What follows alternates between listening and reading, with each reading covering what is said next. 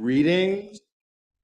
It's just variant readings, or at one point, the yud was left out, or I mean, sometimes when there are different readings in the text, that's all it is. It's a scribal error. So I'm sure if you went to a university department of religious studies, that's what they would tell you.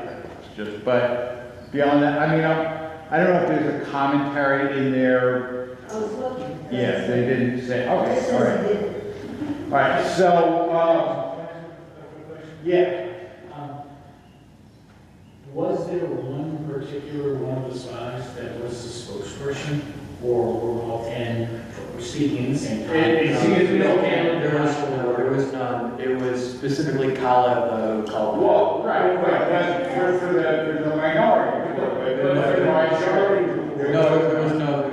So they were all speaking at the same time, or they all? I don't know if they're speaking. They were speaking as a group. As a group, with one voice, maybe not simultaneously, but there was no disagreement. Do we have any idea why they didn't, or did they meet before, a jury would deliberate? Because we know that Caleb and Joshua have the dissenting opinion. Right.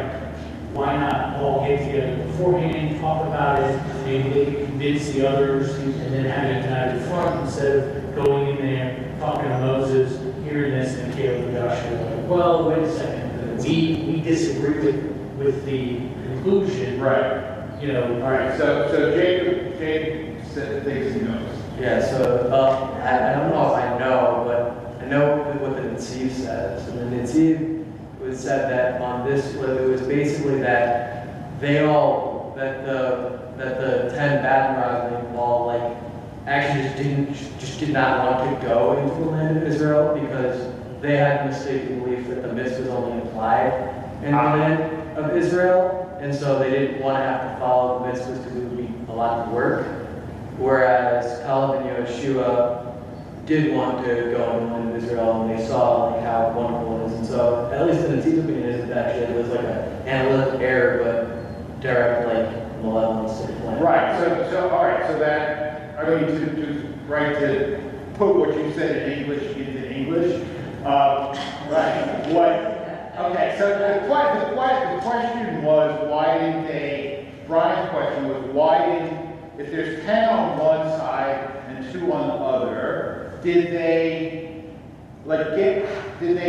get together beforehand and try and see if they could work it out? Okay. And Jacob brought a commentary from a fairly modern commentator called the Netziv, who was also at the beginning of the Zionist movement, so that's relevant too. That the 10 spies who said that we can't conquer the land, that wasn't their real reason, that was just an excuse. They believe there is a debate in Halakha whether the mitzvot apply only in the land of Israel or everywhere. Okay? And I mean, there are certain mitzvot that certainly only apply in the land of Israel, all the agricultural mitzvot and tithes and so on and so forth, right? But there is an opinion that all the mitzvot apply only in the land of Israel. And the 10 spies were like, well, what? We don't want to have to observe all this stuff, so we'll just find a reason not to have to go into the land, and then we won't have to observe this stuff. In which case it nullifies what we've been reading, that they're just afraid of... Right, exactly. Can I talk about what I want to But that doesn't really... Yeah, they had an ulterior motive, but that doesn't say, did they get together? No, it doesn't. It doesn't. They might have. I mean, right? I mean, the Torah, it doesn't tell you everything that happens, right? And I'm sure, look, there's an ocean of commentary, okay? Brian, I've seen some of your drashot that you've given in my absence. right? You know how to dive into that ocean. Okay, so you go dive and you give us the answer next week. Okay? Okay, it's your turn. All right. No, but that's good, right? It's good that you have these questions. I mean, I wish I had answers, but see, this is why what I say about people view you differently than you view yourself, right? You ask questions because you assume I know the answers, right? But I don't now. I know other rabbis might also not know the answer, so they just make something up, right? On the assumption that you wouldn't know any different anyway. But I try not to do that. But see, I'm not the only good thing in this country. Not at all. Not at all. Not at all. So, Kelly and I, like, whenever something bad happens, and by bad I don't mean like global catastrophe, I mean minor inconvenience, okay, we will attribute it to anti-Semitism, okay? The air conditioning breaks down, anti-Semitism. They moved the bread to different aisles. They moved the bread to a different aisle in the store. And that's right, anti-Semitism, right? We're doing our Instacart order and Wegmans is out of something we want. Anti-Semitism. The worst thing, Instacart delivers what I actually ordered instead of what I thought I ordered, right? Anti-Semitism, right? Everything bad that happens is because of anti-Semitism. And the reason that we do that, here, I'm gonna tell a joke that's a little bit offensive.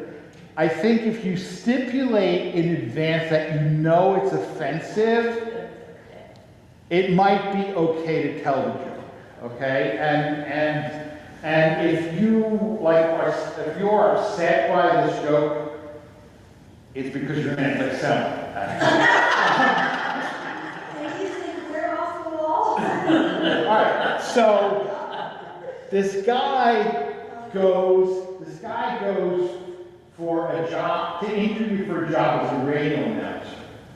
And he doesn't get hired. And he's very upset. And he goes, and his friends ask him, did you get the job? He says, no. And they, well, why didn't they hire you? And he says, because those people are a bunch of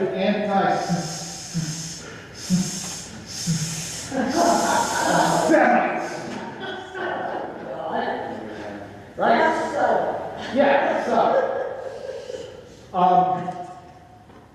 so we attribute, right, but the fact that there are some Jews who see anti-Semitism everywhere does not mean that anti-Semitism is not real, right? And, you can be paranoid and still have enemies, right? And I, frankly, am surprised. I mean, because if you had, if you've been part of this congregation for a while, you have heard me say that America is different, right? And that the main challenge for the American Jewish community is not anti-Semitism, but assimilation, right?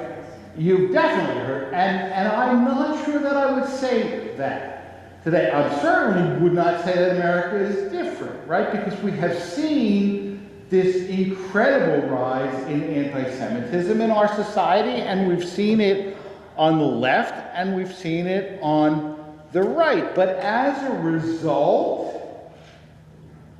a lot of American Jews, either as individuals or organizations that we belong to, are pulling out of interfaith and intercultural coalitions and activities and focusing all of their efforts on fighting anti-Semitism. This is very understandable, but and very wrong. It is a mistake, okay? Jews alone can't solve anti-Semitism. We can't solve anti-Semitism, right? Black people cannot solve racism. The LGBT community cannot solve homophobia, right? Because anti-Semitism is not a problem of Jews, it's a problem for Jews, but it's not a problem of Jews, right? And we cannot solve it alone, right? Twice in this week's parasha, we have the statement that the same law should apply to the native-born and the immigrant. Twice in this parsha, right? Same law should apply to the native-born and the immigrant. And a few weeks ago, the Rabbinical Assembly passed a resolution which says strengthening Jewish safety requires partnership with other targeted populations, building solidarity across lines of difference to promote a society in which all people can live safely and freely, and American democracy can thrive.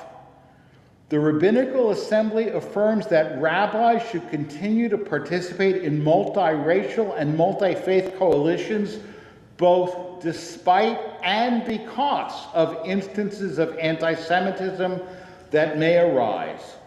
Understanding that such participation enables us to build relationships, address bias directly, and strengthen collective safety.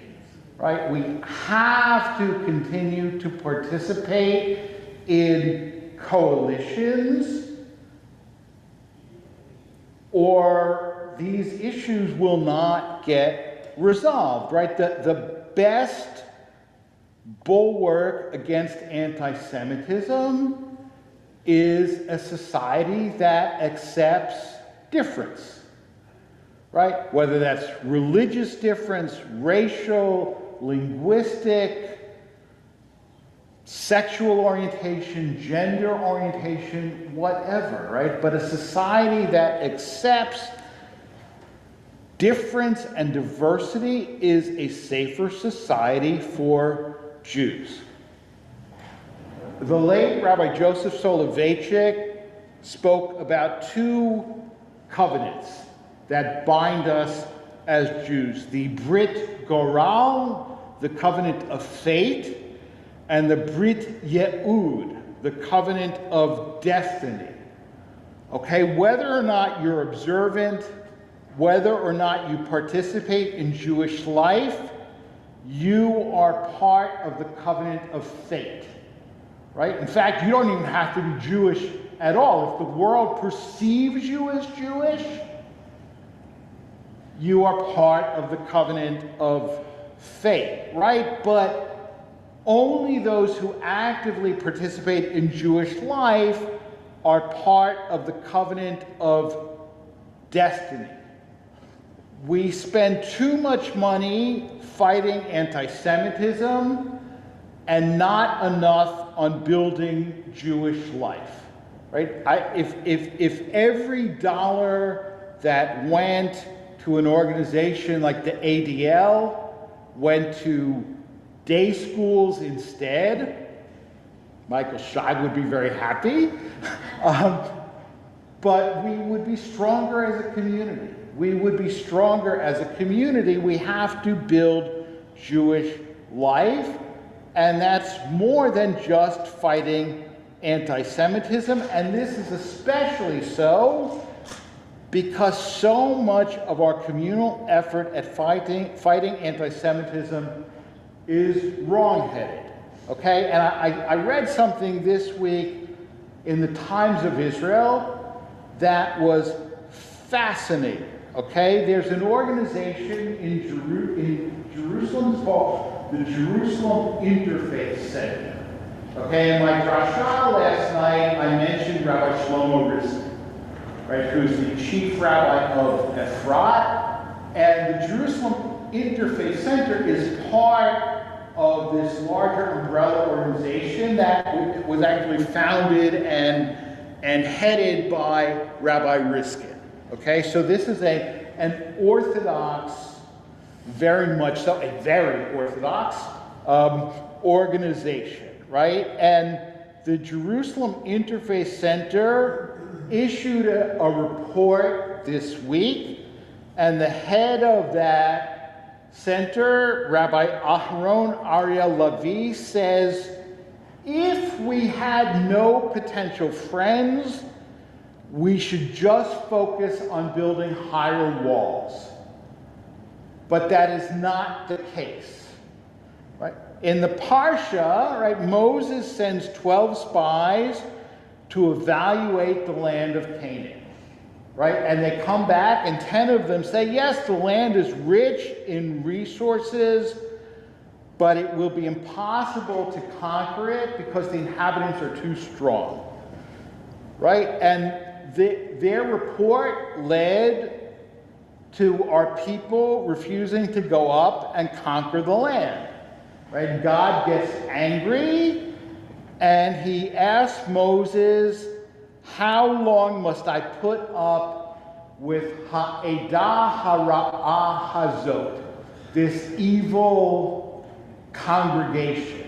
Edah, the word edah is often used as part of a name for a congregation in the construct state, and depending on how it's transliterated, Addis Israel, Addis Jeshurun, Adat Shalom, right?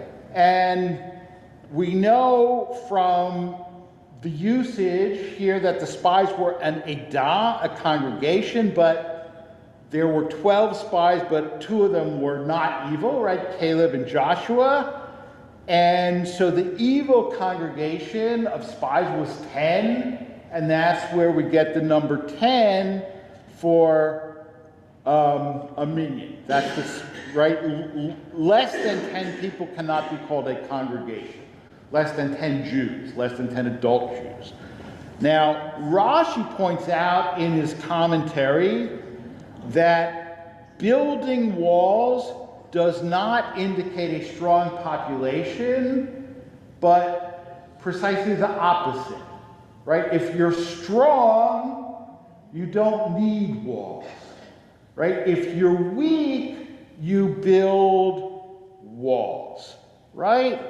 And Rabbi Levi said in this report, right, if you have no allies, then it makes sense to build walls, right? But we do have allies. We have always had allies, right? The Parasha where we read the 10 Commandments. What is the name of that Parasha? Yitro. Who was Yitro?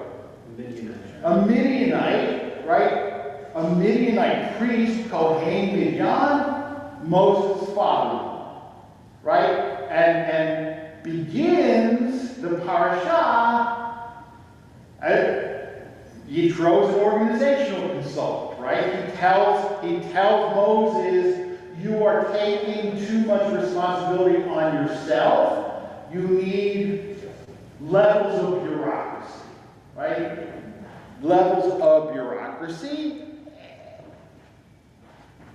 And Moses' father-in-law, a non-Jew, right? Who raised Moses? Right? The daughter of Pharaoh, right? If not for the daughter of Pharaoh, we would not exist. We would not exist as a people, right? And in this week's, in the Haftarah, right? Rahav, a Canaanite woman, had a grocery store, right? And she saved the Israelites, helped our people conquer the land, and she joined her family's fate to that of our people, right? What? Didn't she become Joshua's wife? Midrash. Yeah, there's a Midrash. It's not explicit in the text, but yes. Right, so there have always been non-Jews, non-Israelites who have assisted us, right? I remember I gave a sermon a few years ago, right, about the greatest person that I ever knew, Professor Jan Karski, right, who was a hero of the Polish underground, right, who was snuck into the Warsaw Ghetto so that he could give an eyewitness report, right? And he gave that eyewitness report to Churchill and to Roosevelt, and they didn't believe him, right? So when they said, well, we didn't know, we knew. We knew because of Jan Karski, a Polish Catholic officer who risked his life. Right? Who risked his life, right? Now, in 2 weeks, we'll read Parashat Balak, and the Gentile prophet Balaam, right, who is hired to curse the Israelites and winds up blessing them instead, right? But one of the phrases he used to describe the Israelites,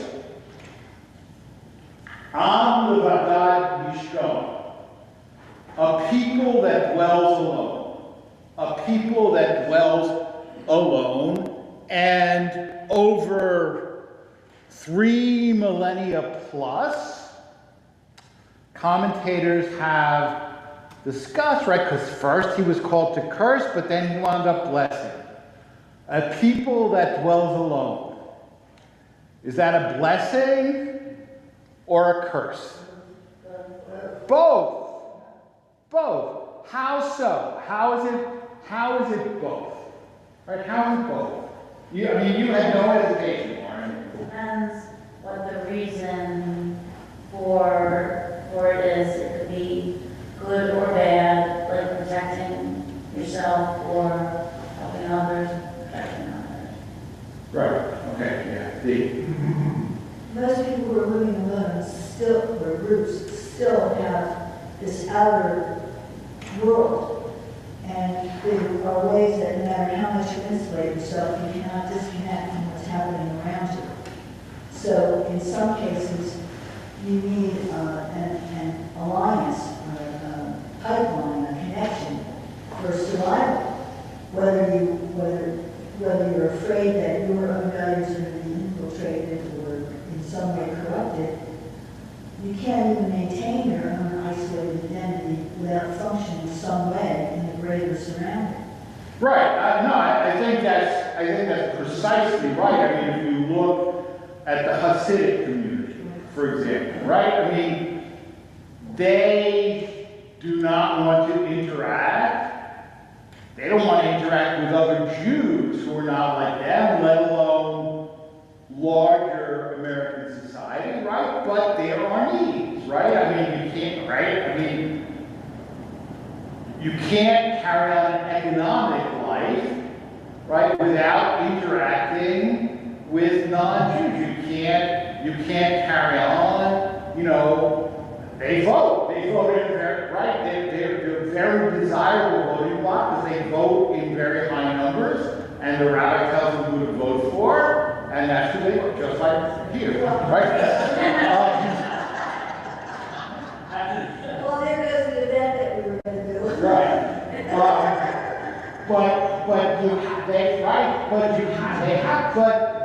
But having said that,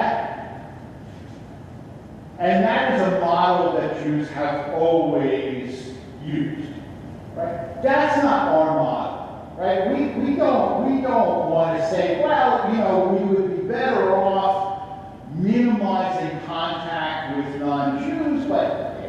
make a living, you know, whatever. No, I mean, we want to be part of American society, right? We want to be part. Sometimes American society, just because you want to be part of us doesn't mean we want you, right? And that was like our parents and grandparents' experience. It hasn't been our experience. It's starting to be our experience, right? So right, it is a blessing, but it is a curse, right? I mean, I began by saying that I have always said that the biggest threat to the American Jewish community is assimilation and not anti-Semitism, and now I'm rethinking that, right? So, anti-Semitism makes us be a people that dwells alone, right? But if we're not a people that dwells alone, that's where assimilation becomes a possibility, right? And I was, look, it's a risk. I mean, it is a risk, right? If you said, right, I mean, why don't Hasidim go to college? To yeshiva. What? Studying other things.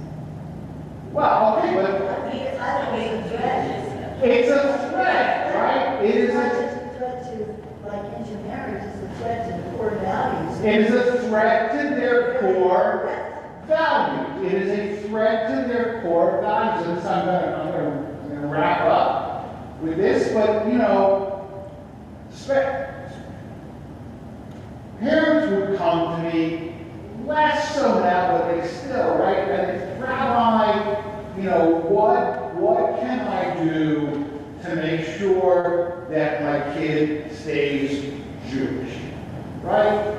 And I said, well, you know, it's actually relatively simple, okay?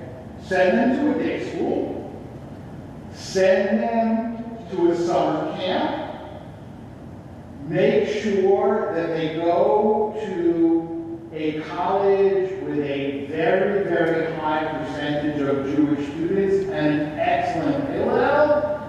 And if you do that, you've got a 50-50 chance. Right? If you want a 100% chance, don't teach them what? Well, essentially, yes. Don't teach them English. Right? Don't teach them English.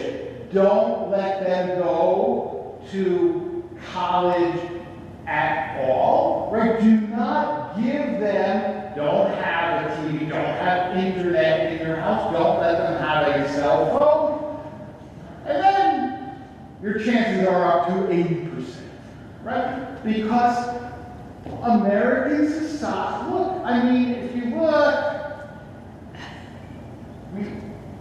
historians and sociologists have asked the question, right, why did the Jews in this particular country assimilate and in this particular country not assimilate? And here's the answer. Is the host culture attractive or not?